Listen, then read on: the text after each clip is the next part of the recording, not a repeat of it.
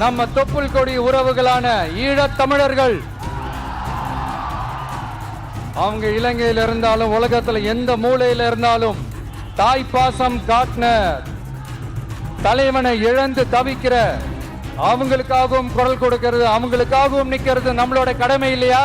மீனவர்களோட உயிர் எந்த அளவுக்கு முக்கியமோ அந்த அளவுக்கு ஈழத் தமிழர்களோட அவங்களுடைய கனவுகளும் அவங்களுடைய வாழ்க்கையும் நமக்கு ரொம்ப ரொம்ப முக்கியம். இன்னும் வெளிப்படையாக பேச முன்வர வேண்டும்.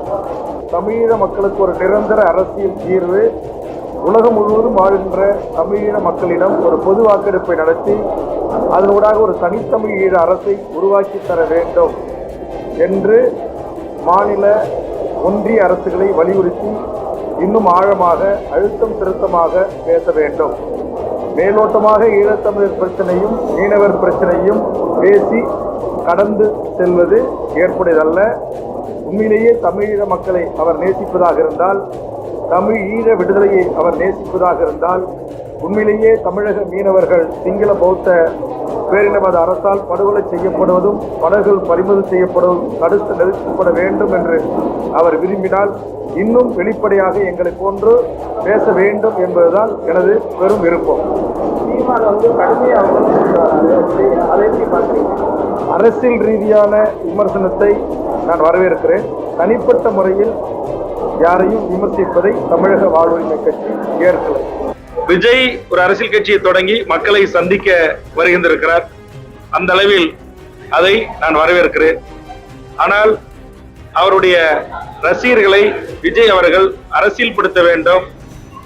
தொடர்ந்து அவரும் வலியுறுத்துகிறார், அறிக்கை வாயிலாக வேண்டுகோள் வைக்கிறார். நீதிமன்றம் சுட்டிக்காட்டுகிறது, திரும்பவும் கோவில்களில் ஏறுவதும் மின்சார மரங்களில் ஏறுவதும் கம்பிகளில் தொங்குவதும் தொடர்ச்சியாக இருந்து வருகிறது. அதனால் முதலில் நடிகர் விஜய் அவர்கள் தன்னுடைய தொண்டர்களை அரசியல் படுத்துங்கள், அவர்களுக்கு முறையான அரசியல் பயிற்சி வகுப்புகளை நடத்தி அவர்களை ஒரு தெளிவு பெற்ற புரிதல் உள்ள தலைமை பண்புக்குரிய தொண்டர்களாக மாற்றுங்கள்.